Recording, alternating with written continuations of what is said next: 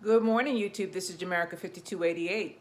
Today we're going to pressure can curry chicken or any meat you want. Just it's going to take you maybe 3 hours at the most. But hey, time is money, money's time. This is cheaper than buying in the store, and we're going to get started in just a second. Good morning, good evening, good afternoon, YouTube. This is Jamerica 5288, and tonight we are going to start canning up some leftovers.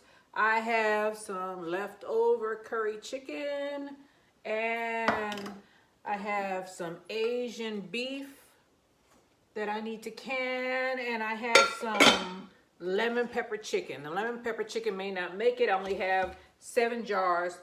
The first thing I want to can is going to be, move my jars over, it's going to be my curry chicken. So what I'm going to do is I'm going to get this curry chicken. I do not want the bones, and I'm going to debone it. So I'm going to wash my hands. As a matter of fact, I'm going to put gloves on. Just so I don't get orange hands. Pull my sleeves up. I don't want my sweatshirt to be orange either. Orange hands are no fun. So I have my gloves. And what I want to do, I don't even need a bowl, I don't think. Well, I guess I do because I want my sauce. So what I want to do is I'm going to put the trash in here, and then I'm going to put the chicken in here. This comes with the set for pressure canning, because that's what we're going to do, are pressure canning leftovers. And curry chicken is stewed down. I did have the footage for it, but I lost it somehow, so I'm going to have to do it for you guys again. But what I'm doing is I'm taking the pieces of chicken, I'm taking the meat off, and I'm putting it into the jar. That's what I want, the meat. Do not want the bone. And this thing is a little hot. Maybe I should have started with something else. And I'm going to keep on going. Get as much of the meat off as possible. And put them in the jar. I have my canner back there. I have a Presto pressure canner. But I recommend, and there's lines in the Presto showing you where to put the water or how much water. This thing right here in the pressure canner, this goes in the bottom. Do not forget to put this in the bottom of your pressure canner. I'm putting mine in right now. But yeah, I'm gonna get all this meat off. That's the first process we're gonna do, and then we'll talk about the pressure canner later on. So I'm just stuffing this thing with meat. Do not throw out your leftovers. Either freeze them or can them. You don't want to waste. Don't waste. Willful waste make for wishful wants. I don't know who made up that saying, but they were very, very wise. So let's go ahead and put this in here. They're not considered leftovers if they're pressure canned. They're just canned food now after you do that, right? So the kids who say, I don't have any leftovers, tell them it's not leftover, it's canned food. It's just like ravioli once you can it. A play on words. So I think I have enough in this jar because I'm going to put some of the sauce and some water in here to fill it up. I'm going to move this one over and start on another one. Just getting rid of the bones, and these are chicken thighs and chicken legs that I got from Walmart, I believe, or from the supermarket. One of the two. I think it's from Walmart. By the way, I don't like the way the Walmart bags of chicken look. They are too big to be chickens. Look like those legs look like they belong on turkeys. So I'm not going to do that again. I'm just going to go to the grocery store, or I'm going to buy the regular chicken. So here we go. There's no way those chickens could walk around normally. They were like Hulk chicken legs. Bigger is not necessarily better, especially when it comes to your health. So here we go. Ooh, a little hot. Put that in there. Get as much meat in there as possible. I don't want the skin becomes soggy. It becomes soggy, so I don't want that at all. At all. There we go. Take this stuff off. And put the junk in the tray. Another one, I got chicken leg. Get the meat off. No skin, just meat. Pressure canning skin, it makes it really, I don't know, it doesn't taste good when it's pressure canned. Even though this chicken is basically stewed down, I still don't like adding the skin purposely. Throw that in there, the skin. I might have to throw this out. I don't think dogs can eat curry. So there's that skin. I'm just gonna throw that in the junk bucket. And let me turn this teapot off. I'm gonna just keep on moving. Keep on moving, don't stop, no. That's 2 done. Another jar, woohoo!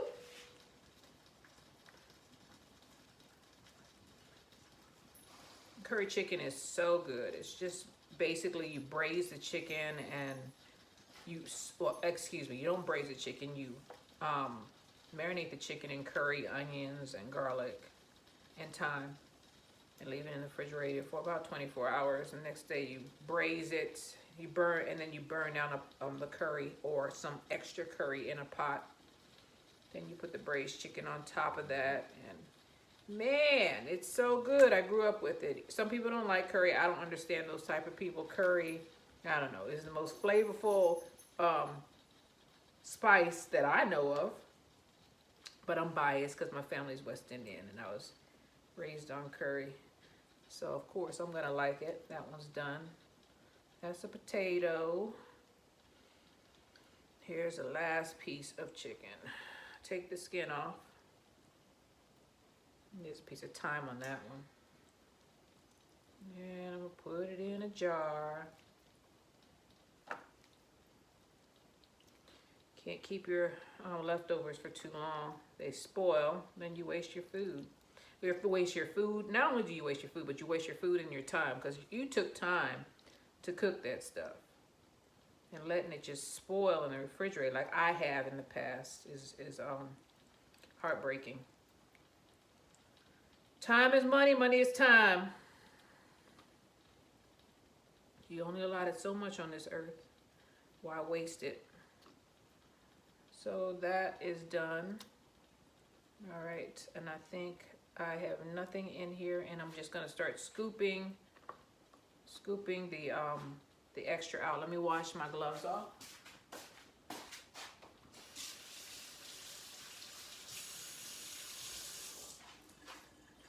So this is what I'm talking about with curry.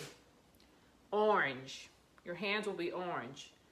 And I want to put more of the carrots and the potatoes in there, but I stuffed these things with curry chicken. So get a spoon out. I'm gonna get some of this stuff out. I want, the more carrots and potatoes you have in there, the more flavorful this thing is gonna be. It's more like the stew that it's supposed to be. Because that's what curry chicken is, basically a stew. You're putting potatoes in there. Some people don't put potatoes in there, but I put potatoes and carrots in there. And it always makes it taste better to me. Makes it taste really, really good. You don't need anything else. It's like a one-pot dish. If you don't have anything else, all you do is you eat your curry. Most people have some white rice with it, and they're done. That's it. That's their dinner. Let me see if they're all equal. Not yet. Trying to make 3 out of 4, 3 into 4. Make sure all of them have enough meat in there.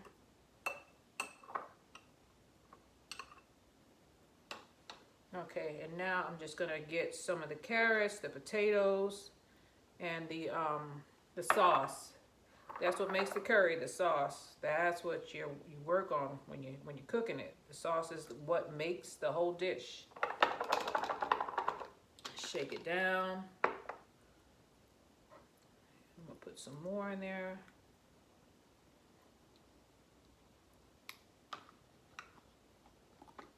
Try to get your, I know they say not to use a metal spoon, and if you have the tool, go ahead and use it, the debubbler.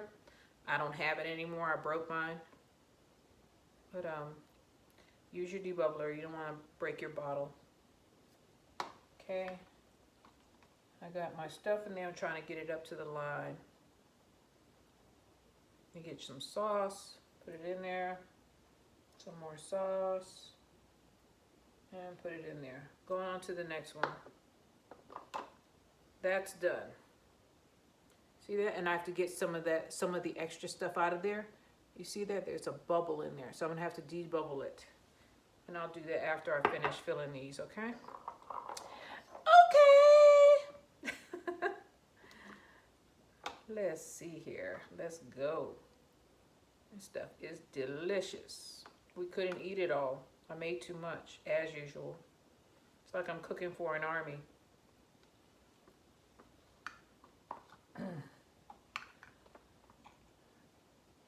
Get the sauce.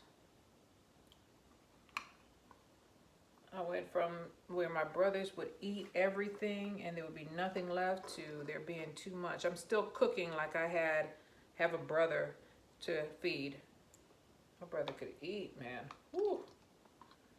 He could eat. It was like it just didn't, I don't know where it went because he wasn't fat. Just, that's just how he was. He just went down. It went down. I couldn't believe sometimes how much he ate, and why he wasn't sick after he finished. That one's done. 2 down. 2 to go. Let me clean this place up. I think it's getting all over the place.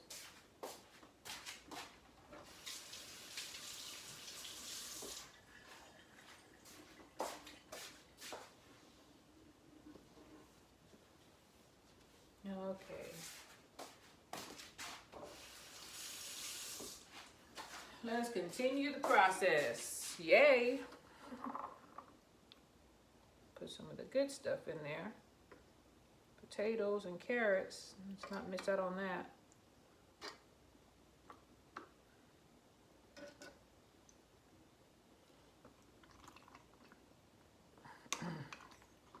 I'm pushing it down. That's what the sound is. I'm pushing the potatoes down. I'm trying to get this stuff down to the bottom.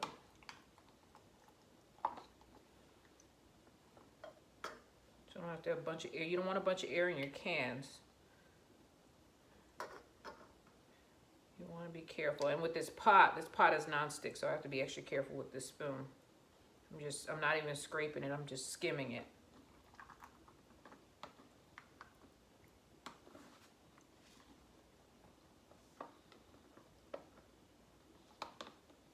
Okay, that one's done.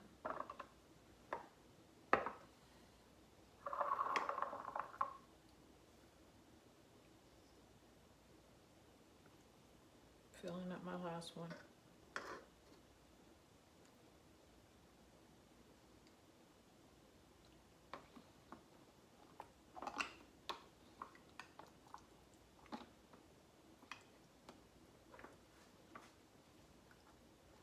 Okay.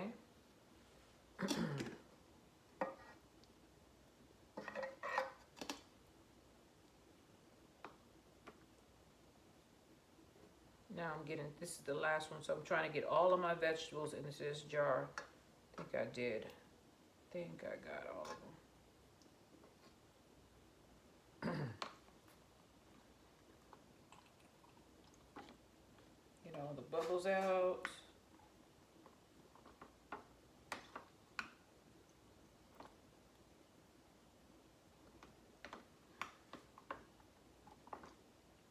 I think I went past my marker on that one. Put that in there. Do not want to go past, let me put this right here. You don't want to go past this right here. Move you closer. You don't want to go past this marker right here. See that? See that edge? You do not want to go past there. So I got all my curry chicken in there. The rest is just remnants. And maybe a piece of, here's a piece of chicken right there. Let me put that right there. But all of it's gone. I mean, it's almost all gone. This is just onions and bell pepper and a few carrots. I don't want to add too much and then it not seal, so let me be careful with what I do now. All right, so this is trash.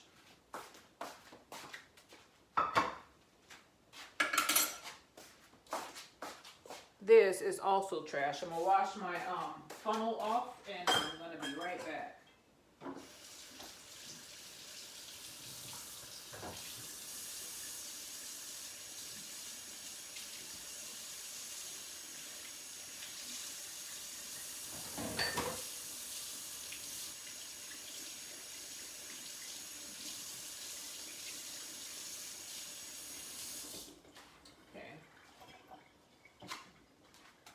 And I'm back. Got my funnel. Gotta bring another sponge over here to wipe up this stuff. Curry will stain everything it touches, so never leave curry on the counter or anywhere unless you want it to be orange. Get it up off there as soon as possible.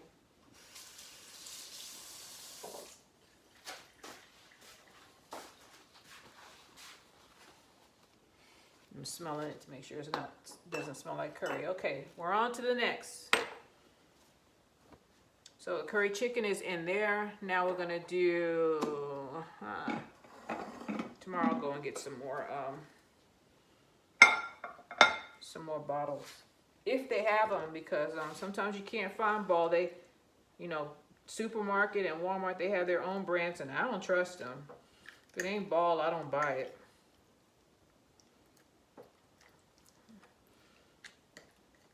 So here's a piece of beef, pop it in there.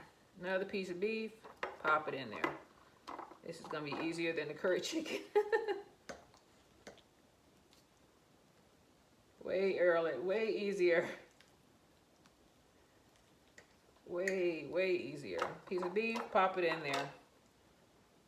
Beef, pop it in there.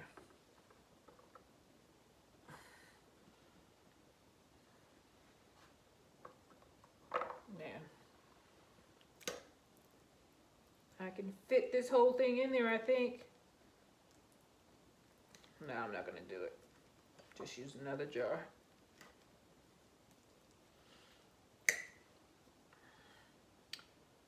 Get another jar. Get a piece of beef. Pop it in there. Piece of beef, pop it in there. Let me cut this one in half. Pop it in there. Pop it in there. Make it fit. I'm just joking. Don't make it fit. Just let it fit. Get another spoon. I need a tablespoon. I'll be doing this all day with a teaspoon. Get a spoon. You see all this sauce? This stuff is off the chain, off the hook. This is really good. That's all I'm gonna say. I learned this from a chef in Hawaii. If you want the recipe for this Asian-inspired pot roast, just look on my channel. You'll find it. The curry chicken, I lost the footage, so I have to do that again. But this one is in there. It's already in YouTube. It's on YouTube. Surprised this ain't gone. Okay, I'm gonna have to get some water because there's some air bubbles in there. Go on to the next one.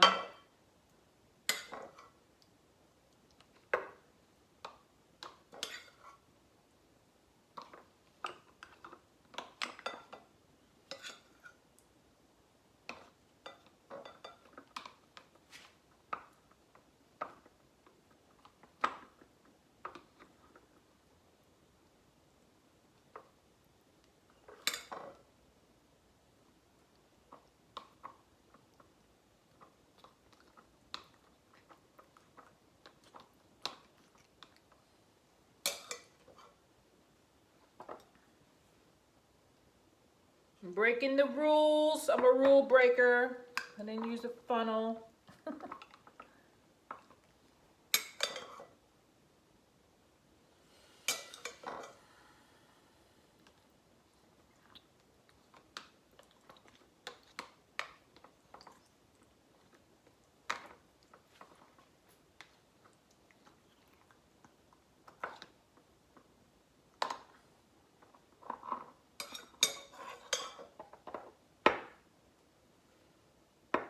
Okay, I got my beef in there. Now I'm gonna have to take a, and most of the people in Canada say not to do this, but I don't have a choice. I'm gonna get some water. Move this spread out the way. I'm gonna get some water for my Berkey. And now I'm gonna try to get any air bubbles out of there. So here I can see the air bubbles and I need to fill it with water. You're gonna see bubbles coming up. Well, I can see bubbles coming up. That's what I want to do, get all of the air bubbles out of there. I think that one's done. Let me check. Make sure that it's done. Look at it. Look and see if there's any air bubbles. Nothing is in there. Putting it to the side. Let me put it to the side where you can see it. All right, this one. I'll pour some water on top. And you're gonna see bubbles start. I mean, it goes down. It just tells you that there are bubbles in it. If you move it around, it just starts bubbling. All the water wants to go to the bottom. And you want it to go to the bottom because it'll stop your cans from sealing or your jars from sealing. Okay, got all that done. Pour a little bit of more water on there. That one's done.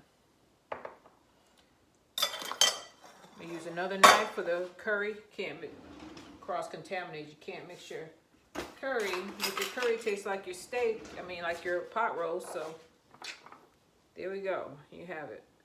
So I think I see some air bubbles in this one. So I'm going to pour a little bit of water in there and do a check. Yep, there were bubbles in there, just little ones. And you just move it around. Put your debubbler. As I said, I don't have a debubbler anymore. I have to buy a new one. Use your debubbler and get all the bubbles out of your jars. I'm gonna do this one. I'm gonna put a little bit of water in here. This is just my process. Everybody doesn't do it this way. I'm gonna go on all the sides and see if any bubbles come up. I don't think this one has any. I think this one is just fine. Let me take this off because it's a little high for me. Put it in here.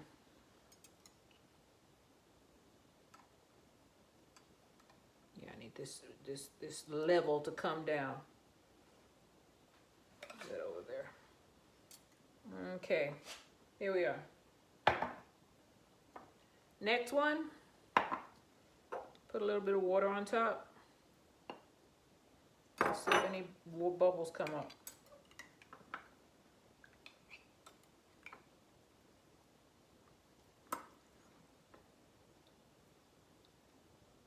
I didn't see any bubbles come up.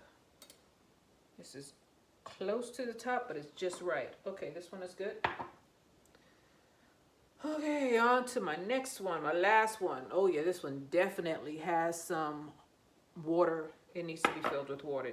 There's bubbles in it, definitely. So I'm pouring some water in there. Go to my side, and it's already starting to bubble up. All the air bubbles are coming up. Go to the next side. Go to this side. And that side. And that's done. I have one jar left. I'm gonna wash my hands off, and then I'll just use a little bit of that chicken to fill it up. I'm not gonna bother take the water out of there because I'm gonna fill it with water anyway. So I have some chicken here that I've already broken apart. And I'll do this again tomorrow. Not a problem. I'm a professional pressure canner. I'm not gonna say that and jinx myself. I'm pretty good at it. Done it a lot. So, and I take these with me on trips, like short trips if we're doing staycations. Instead of going out, we have food right there that is already ready. I don't want that. That is already ready, and I don't have to cook. And we don't have to eat, you know, whatever's available. 'Cause sometimes it's just Dairy Queen in those towns. I mean, there's nothing there in Texas. Some towns just have a Dairy Queen. That's it. Or a gas station. I don't really particularly like eating at gas stations. Never know what you're gonna get. Okay, so let's keep on stuffing this jar. Can't believe I ran out of cans. I have some jars at another place that I didn't bring back here that I need to come because I can here. I don't can there. All right, so this jar is filled. Pushing it down as much as I can. And I can fit a little bit more in here. They didn't have any more wide, you know, for meat, I usually like wide mouth jars. They didn't have any more left. And jars, they used to be $11, now they're like $13, $14. So I fill that up with water. And I'm gonna get a knife, a butter knife. Wash my hands off, I can't get anything with these greasy hands. Or greasy gloves.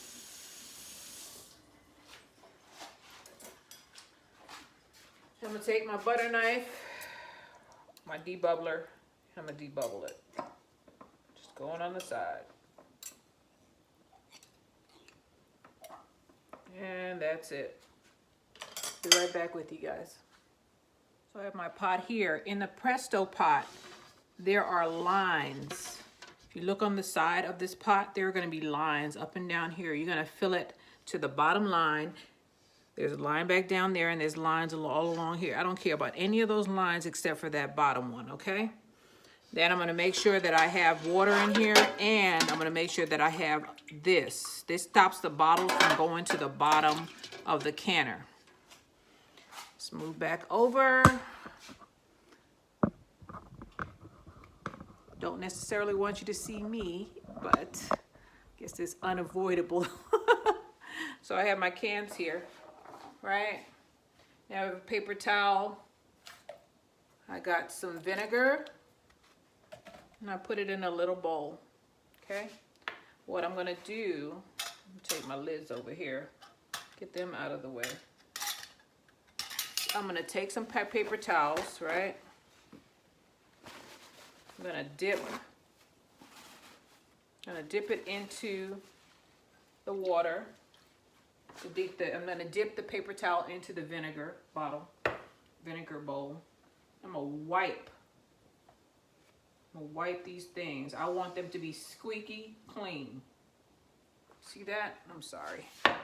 We want this to be squeaky clean, okay? Vinegar cuts grease. I don't care if vinegar gets into the food. It'll be all right. You won't taste it. Trust me, you won't taste it. All right. Then I'm gonna take my lid. All right, these are pressure cans, so you know you can boil it. And some people boil the lids. I did not this time. You're gonna take this, and I'm gonna put it to the side. I'm gonna put them all into the canner in a minute. All right, take the next one, next curry chicken. Get a whole bunch of vinegar. Wipe this thing down. Another thing I used to do that I'm going to start doing again is wiping the lids down also. I don't know why you would, but when I did this, I never had a jar fail. Okay, I'll wipe this down. Oh, this is clean. This thing is clean, man. Put the lid on lightly. Do not crank it down lightly. See how I can get it loose? That's what you want, light. To the next one. Ooh, this vinegar is burning my nose.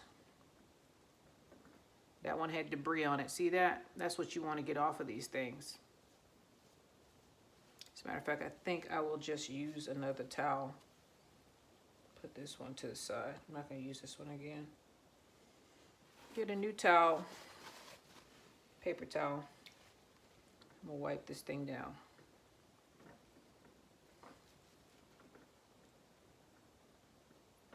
Get my lid. Wipe it down too.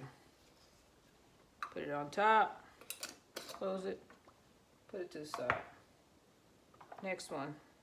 This jar is greasy. That's what we want to do. Cut the grease and any little food particles that may be on the top. And this is the only part that we're worried about right there. We want it to seal. You don't want anything to disturb the seal. No caked on food, nothing. No oil, because oil will not allow it to seal. Grease will not allow this thing to seal up. Okay. I think I did that good enough. Wipe this thing off. Put it on top. Close it. On to the next one. Wipe it down.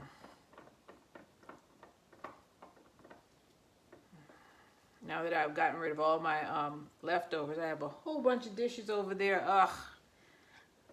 I don't use the dishwasher. I just wash it by hand. So, not happy about that. Get my lid. Wipe that thing down. Put it on top. Close it up. On to the next one. Wipe it. Get this grime, any grease, any grime off of this thing.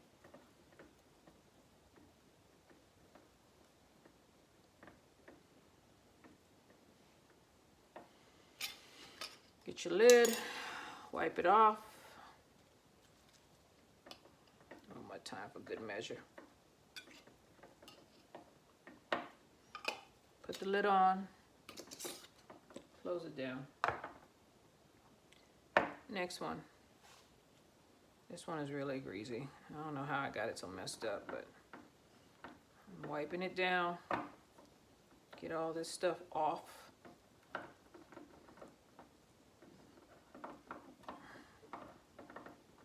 Get it all off.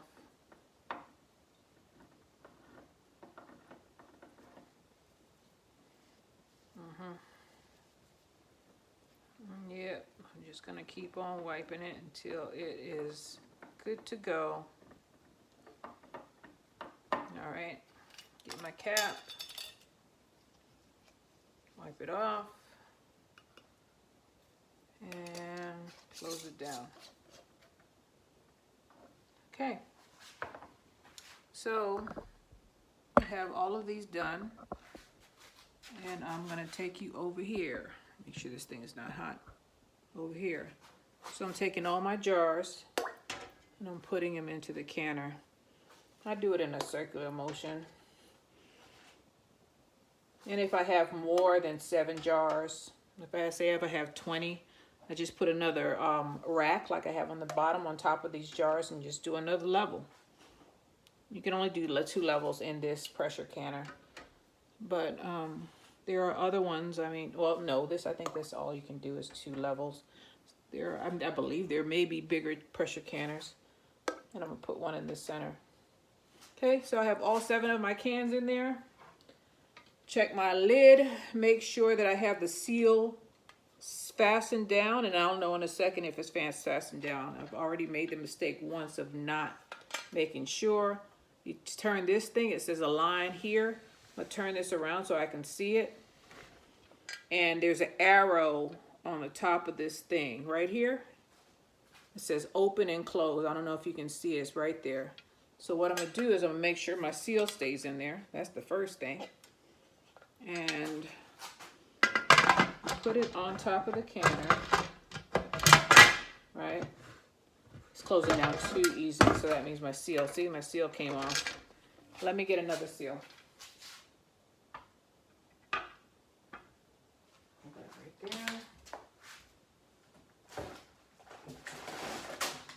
there. Ask me why I have a whole bunch of seals. I don't know. I cannot tell you why I have a whole bunch of them, but I do. All right, this one, it looks like it is the real deal. Okay, I'm gonna put this down on the pot. Oh, it's backwards. I'm gonna put this down on the pot, drop it, and it's, I mean, it's still really, it's not.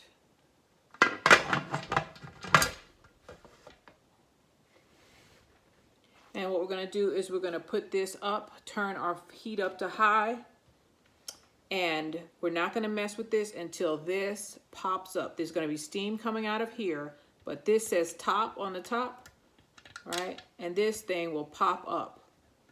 Okay, it's gonna be in the up position. So I'll see you in a few minutes, okay? And so the top, see that little top there? It just came up. Once that pops up, I'm gonna set our timer for 10 minutes. What we're doing is we're building up pressure in the canner. So we're just gonna let that go for 10 minutes and I'll be right back with you. So my alarm for 10 minutes have went off, so I'm gonna turn that off. And I am going to put my weight on there. Different pressure canners have different weights. This one just has one weight. And you cover it up. Now I'm going to turn it down to 8. I want my pressure to get around this mark right here. Let me bring it closer. I want it to get around 10, right? And it's not going to take long because this bad boy moves quick, right? I need it to go to about 10. So we're just going to stand here for a while and have a group discussion about this pressure canner. So Presto, I have a glass top, which is why I have a Presto pressure canner, and it's inexpensive. I'm bringing you down. You're not moving by yourself. So Presto is inexpensive. I think this one was $125 when I bought it. I can't remember. But if you have a glass top, you cannot have a heavy pressure canner. And Presto is not heavy. I think TFAL has one also. All of them are different. All of them are different sizes. So follow the direction for your particular pressure canner.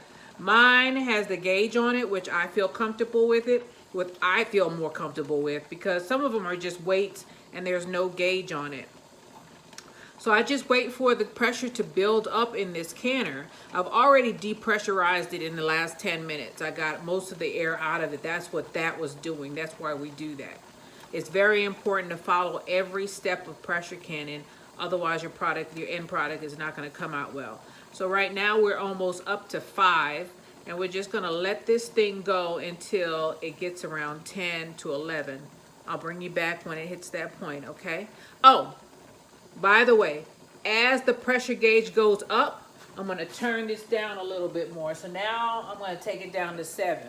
Because I want it to slow down. I want the process to slow down the closer I get to 10. I don't want it to get to 10 and then hit 15.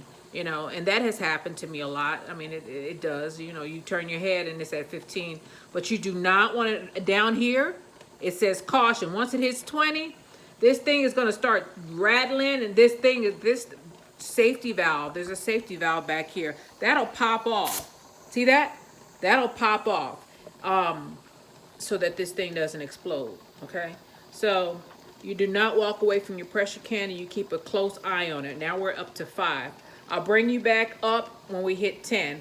As this thing goes, as I said, I'm going to continue to turn the heat down. I'm not going to go below 3, but I'm going to slowly turn it down, okay? The closer I get to 10. So once I get to around 6, I'm going to turn it down to maybe, I don't know, 6. And then when it gets to 7.5, I'll turn it down to 5. When it gets really close to 10, I'll turn it down just a little bit under 4, okay? See you soon. So I'm close to 10 now. Let me bring you close so you can see it. And I've turned my heat way down. You see that it's almost at 4? It is at 4 actually. We're gonna keep an eye on this thing. We want it right there at 11. So I'm almost there, And after it hits 11, I'm gonna turn it to like 3.5 on my gauge. So that's really low. Every stove, every oven is different. Every pressure canner is different. You got to get the feel for your pressure canner and know what it likes and how to work with it. So what works for me as far as temperature control may not work for you. You understand? So just make sure you watch this thing and make sure your dial doesn't go crazy on you. Or if you just have the weights, don't make sure that it's not shaking a lot. I don't have a weighted one to demonstrate that for you. I'm used to this one now, but they're the weighted ones. They start jiggling, rattling a lot, and you'd have to watch someone else's YouTube video to see that. There's one more canner I didn't talk about, and it's the American Standard. That is a heavy one, and I wished I could have that one, but I have a glass top, and that is a heavy canner, and I don't think that it's going to do well on this glass top, so I didn't buy one. Anyway, I am at 10 right now, so I'm just going to wait till it get a little bit past 10. I'm going to turn my dial down to 3.5. And then after it hits 11, I'm going to start my timer. Meat, anything except fish, all meats, with the exception of fish, is 90 minutes processing time. So I'm going to set the timer for 90 minutes once this thing goes past 10, and it is almost there. It's at the 0. So once it goes a little bit past the 0, I'm going to hit that timer for 90 minutes. And I believe we're there. So it's just past 10, and I'm going to hit timer, and I'm going to put 90 minutes on the timer. And I'm going to watch this thing and make sure that it teeters in between 11 and 10. I do not want it to go past there. If it does, I have to turn the pressure canner way down, bring the pressure back down till it gets back to if it goes under 10, as it's like it hits 9, we got to start the process all over again. So never let your gauge drop under 10. Never, never, ever. Or you start fresh. You turn it off, you wait till everything goes out, you wait till this thing goes back down, and you start back over with the pressurizing it for the 10 minutes, bring it back, and then you start from scratch, with the exception of opening the canner up. So don't do that. Make sure it stays around there. So we have our timer going for 90 minutes, and I am going to keep an eye on this, and I'll bring you back at the end of the 90 minutes, okay? So my 90-minute timer has went off. Just press that, and I'm just going to turn this thing off. Do not touch your pressure canner. Do not touch it. You don't touch it until, don't touch the weight. Leave the weight on there. Leave everything alone until this button right here, the one that popped up, it depresses. Once the pressure comes down in this canner, then you can take the weight off, and then I would still wait about 10 minutes before I open the canner. So, steps. Wait until it cools off. That's going to be about 30 minutes, 40 minutes from now. Wait till this little cap, wait till that comes down, falls down. Then you can take your weight off. Then wait, I recommend that you wait another 10 minutes and then open your canner up, because this thing is full of steam. I think some people make mistakes and try to open it while this thing is still up. That is a big mistake. All you're going to get is water and steam popping out. If it lets you open it, water and steam is just going to come all over the place and hurt you. So wait till this drops down, then take the weight off, wait another 10 minutes, and then take the lid off. And tomorrow you're going to see, because I'm going to bed. I'm going to leave this in here overnight because it's late. Tomorrow you're going to see me open this lid, but I'm going to open the lid away from me so that the steam doesn't come towards me. I'm going to put that down, and then I'll get my my tool and grab the jars out and put them on a towel. You don't put them directly on the countertop because the jars are still going to be hot. and they might crack because the countertop is cold and the jars are hot. So I will see you in a few seconds, but for me it'll be tomorrow morning. Just a moment. Okay, the gauge has dropped. The temperature is down to 0 because it's overnight. I'm gonna take my cap off, my weight off, put it somewhere where you can find it. Never lose this thing. You have to buy another one. Okay, you have to have this. And we're gonna open. I got my coffee going. Let me move that out of the way. Open the lid away from you like this. So any steam that comes out is gonna go the opposite direction from your face. Take the lid off. Put it to the side. Get a towel. Excuse my towel. I've been wiping with it. Doesn't matter. We'll put these jars on there. Oh, it smells good over there. I must have had some spillage, but that's okay. That is okay. And you're going to take these out and sit these on this towel. Move this out of the way so you can see. Sit these on this towel for at least 24 hours. So,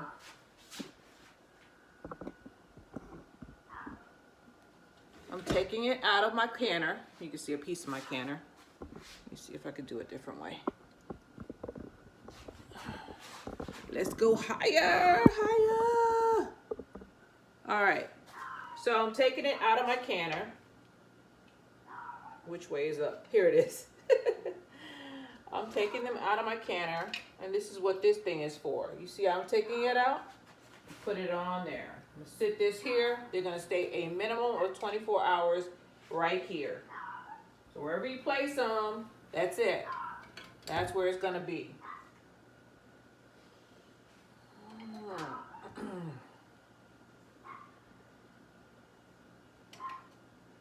Make sure you get a good grip. You don't want to drop your bottles. And 2 more is in there.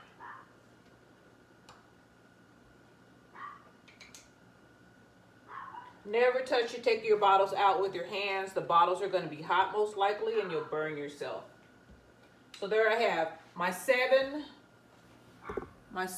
bottles are outside of the canner, and they are going to sit here for a minimum of 24 hours, and then I'll just mark the date and what's in there, and we're done. You just put them in a cool, dark place, and they could stay there for years. I mean, you have to check it. You need to take the bands off when you store them. So once this cools down or stays for 24 hours, I'm going to take my bands off, which are these. These are bands. Taking those off. The lid, I'm going to check the lid to make sure that it is not, it has security. And it looks like all of these are depressed. So it looks like all of these sealed. Once you take your bands off, lift the jar up to make sure it's sealed. And if it is, write your date and what it's in there and put it in a cool, dark place. And you're done. You're done. This is curry chicken, Asian beef, and that is lemon pepper chicken. I'm gonna do some more today, but I just want to show you all how to do this. Super easy, not hard to do at all. You don't have to spend $5 per can. The jars are gonna cost you about $13 for about 12 of them. The chicken, that's up to you what type of chicken you get, beef or whatever leftovers you have that you can put. You have to put some liquid in there for it to seal, for it to cook. You can't, I mean, I don't recommend you do rice or anything like that. That would be kind of a waste of time because rice is really inexpensive. But this meat, do it. Do it. You saw I put water in there to fill it up. I mean, to backfill it. This one didn't have any liquid. This one didn't have any liquid. I put water in there to fill the space, and that's what you need to do. 24 hours here. Put it, once you check the seal, put it in a dark place, dark, cool place, and that's it. Every now and then you check to make sure that none of them popped open, because every now and then you do have one that fails. But this is way cheaper than going to the store and buying the canned goods. So this is Jamerica 5288. I hope this helped you guys. Please like and subscribe, and I will see you on the next one. Remember, take care of yourself and take care of each other. Bye.